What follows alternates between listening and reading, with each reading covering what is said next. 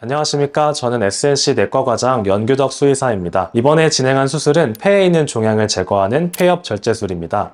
수술을 하게 된 환자는 14살의 말티즈 환자로 저희 병원에서 정기적으로 관리를 받아오시던 환자입니다. 그런데 건강검진상에서 폐 우측 중엽에서 최대 직경 1cm가량의 종괴가 확인이 되었고 3개월 뒤에 촬영을 했을 때 최대 직경이 2cm 정도 증가되어 있어서 악성 종양이 의심되어서 신속하게 폐엽 절제술을 진행을 하게 되었습니다. 폐 종양은 폐를 구성하는 기관지나 폐포 등의 세포가 암으로 변하여 발생하는 종양입니다. 폐 종양은 개에서 발생률이 1% 미만으로 굉장히 드문 종양인데요. 하지만 만약에 발생하게 되면은 80%가 악성 종양일 정도로 악성인 경우가 훨씬 더 많습니다. 악성이라는 것은 종양이 성장 속도가 굉장히 빠르고 전이가 잘 된다는 것을 의미합니다. 전이라는 것은 주변 림프절이나 주변에 있는 폐조직, 그리고 흉곽에 있는 장기들, 뼈, 뇌 등의 부위로 빠르게 이동하는 것을 말합니다. 따라서 정기적인 검사를 통해서 빠르게 확인하고 의심되는 덩어리가 있으면 전이 되기 전에 신속하게 치료하는 것이 필요합니다. 가장 효과적인 치료 방법은 수술입니다. 종양이 다른 곳으로 퍼져나가기 전에 최대한 빠르게 절제해 주는 것이 생존기간을 늘리는데 가장 중요합니다. 폐종양은 악성이 훨씬 많기 때문에 의심되는 폐엽은 전체를 절제를 하게 됩니다. TA 스테이플러라고 하는 특수 장비를 사용해서 폐엽을 절제합니다. 수술을 한 뒤에 조직 검사를 통해서 확인된 종양의 악성도가 높게 나타난다고 하면은 항암 치료를 진행을 하게 됩니다.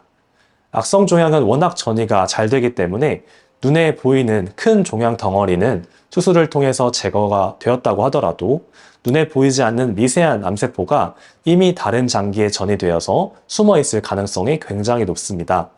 따라서 수술 후 바로 항암 치료를 진행하는 경우가 많고 이러한 미세한 암세포들이 커나가는 것을 억제하는 것이 필요합니다.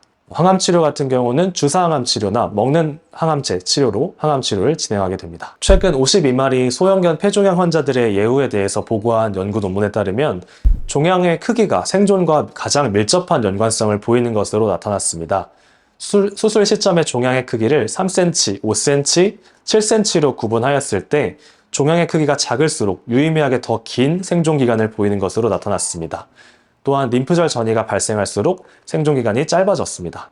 따라서 종양이 커지기 전에 그리고 다른 곳으로 퍼지기 전에 신속하게 수술적으로 제거하는 것이 가장 중요하다고 할 수 있겠습니다. 폐종양의 증상으로는 기침, 호흡곤란, 활동성 감소, 식욕 감소 등의 증상이 있습니다.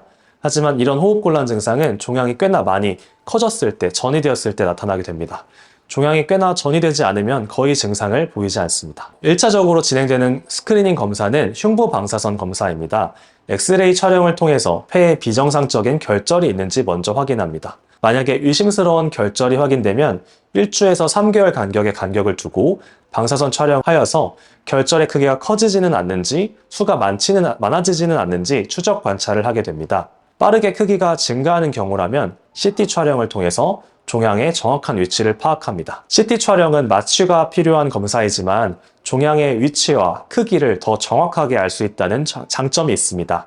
따라서 수술을 하기 전에 꼭 진행하는 검사입니다. 그 이후에는 수술을 통해서 조직을 채취를 하고 조직 검사를 통해서 정확하게 종양의 악성도를 진단하게 됩니다. 폐를 수술할 때는 근처에 심장이나 대동맥, 대정맥 등 중요 혈관들이 지나가고 있으므로 수술에 주의가 필요합니다. 또한 폐에 접근해서 폐를 절제했을 때 폐는 공기가 통하는 장기이기 때문에 기흉이 발생할 수가 있습니다.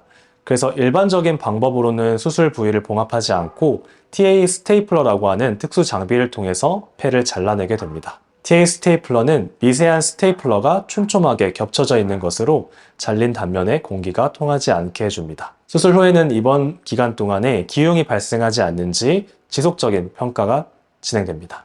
수술은 성공적으로 잘 진행이 되었습니다.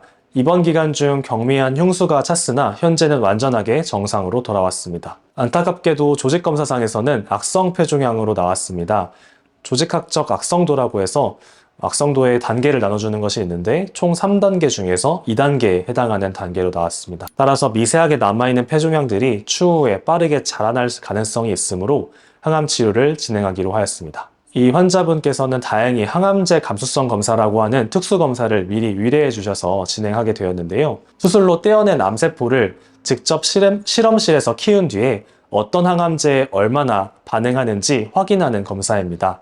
제일 효과가 높게 나타난 항암제를 사용하여서 항암 치료를 진행하기로 하였습니다. 현재 안전하게 1차 항암 치료를 마쳤고 3주 단위로 항암 치료를 지속할 예정입니다. 이상으로 폐종양 환자의 진단, 치료 과정에 대해서 말씀드렸습니다.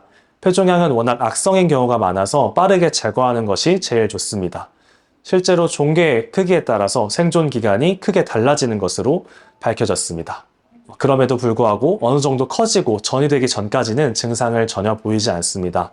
따라서 종양의 제일 효과적인 치료는 정기검진을 통한 조기 발견입니다. 저희 SNC 동물병원에서는 전문적인 정기검진을 진행하고 있습니다. 또한 종양 특화 진료 의료진이 상주에 있어서 신속하게 고난이도 수술과 항암 치료가 가능합니다. 주기적인 건강검진을 통해서 종양을 미리 진단하고 신속하게 정확한 치료를 받으셔서 아이와 행복한 삶을 오래 누리시길 바라겠습니다. 감사합니다.